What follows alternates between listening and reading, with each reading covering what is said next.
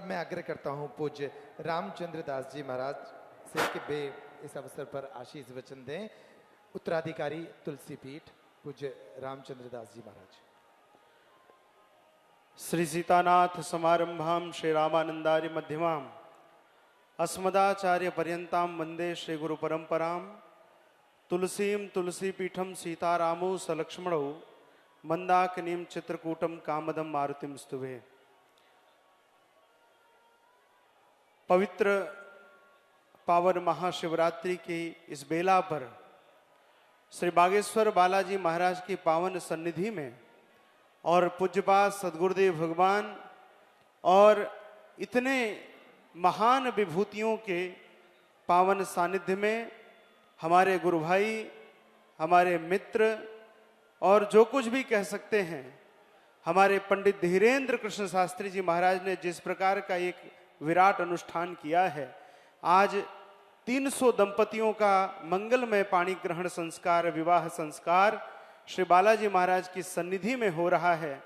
मुझे लगता है कि विवाह तो बहुत बहुत धनवान लोग होते हैं, इससे भी बड़े बड़े अनुष्ठान, इससे बड़े बड़े कार्य वो कर सकते हैं, लेकिन जितनी विभूतियां मंच पे विराजमान हैं, इनको एक स्थान पर लाने का सामर्थ्य किसी में नहीं है। ये केवल और केवल हमारे गुरु भाई के आग्रह पर एक बार आ सकते हैं।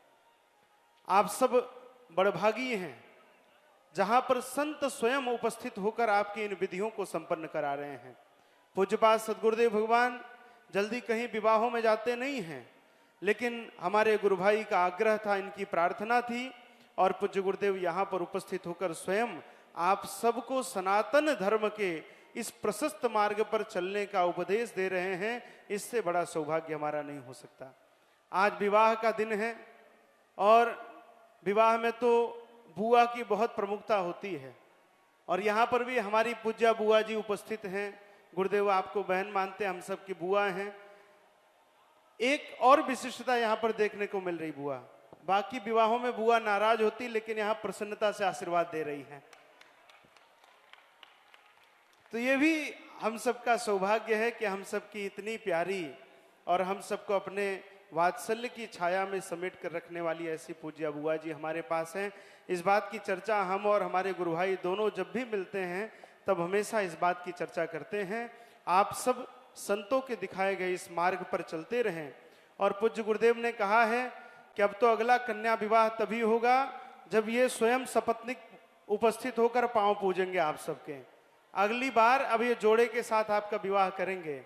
लेकिन अभी हमारी गुरु भाई की चर्चा हो रही थी कि जब ये क्रम चल रहा है तो क्रम न टूटे, गुरुदेव के चरणों में हम सब बैठकर योजना बनाएंगे कि अगला कन्या विवाह इसी प्रकार का चित्रकूट में गुरुदेव के सानिध्य में हमारे गुरु भाई की उपस्थिति में हो। इस प्रकार की भी योजना की चर्चा हम सब करेंगे।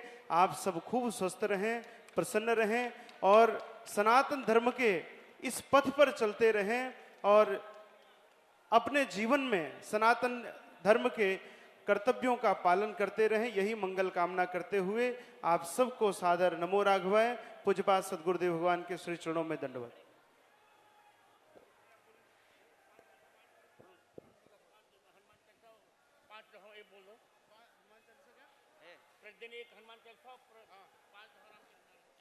गुरुदेव की आज्ञा देखिए, हमारे यहाँ जब संत पधारते हैं तो उनको कुछ न कुछ दक्षिणा देनी पड़ती है।